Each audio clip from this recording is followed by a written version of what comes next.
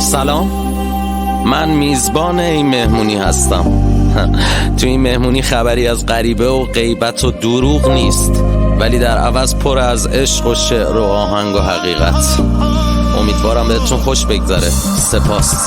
هوا اینجا چقدر دلگیره و دلسیره، انگار و یه بارونی دلم میخواد.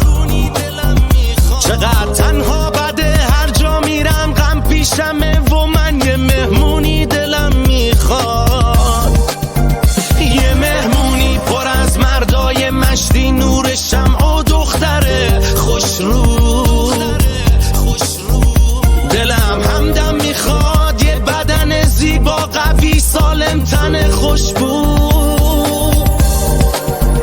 یه مهمونی پر پاکی، پر از لبخند و آبادی. یه مهمونی که رو کیکش نوشته باشه آزادی. یه مهمونی پر نور و پر از موسیقی زنده. یه مهمونی پر از رقص و پر از اکتای زیبای یه خواننده. هوا اینجا چقدر دلگیره و دلسیره، انگار و یه بارونی دلم میخواد.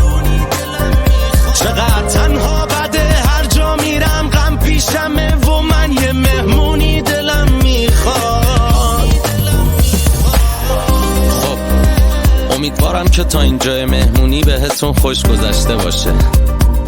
میخوام این قسمتش رو یکم براتون چالشی تر کنم که رویا پردازی کرده باشیم، اما یه وقت از واقعیت دور نشده باشیم. ممنون.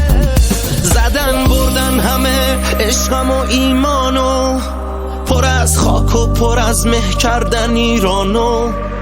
شکستن قلبم و تو منو دریاب، که زدن بردن همه چیز منو اونور دریا. زدن از ریش خوشبختیم و انگاری، همش دود و دم و حرفای اجباری.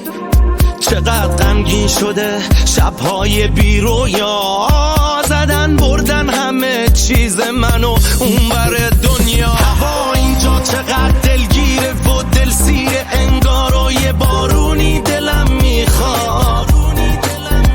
چقدر تنها بده، هر جا میرم غم پیشمه و من یه مهمونی دلم میخواد.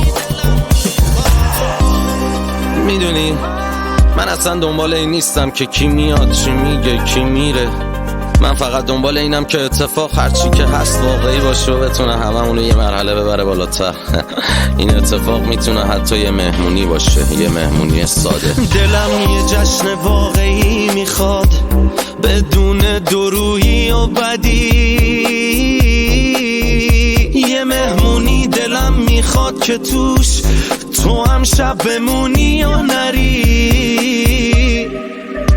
دلم میخواد ببینم که یکم میگذره خوش لحظه. یه مهمونی پره از تو و اون لبهای خوشمزه. هوا اینجا چقدر دلگیره و دلسیره، انگار و یه بارونی دلم میخواد.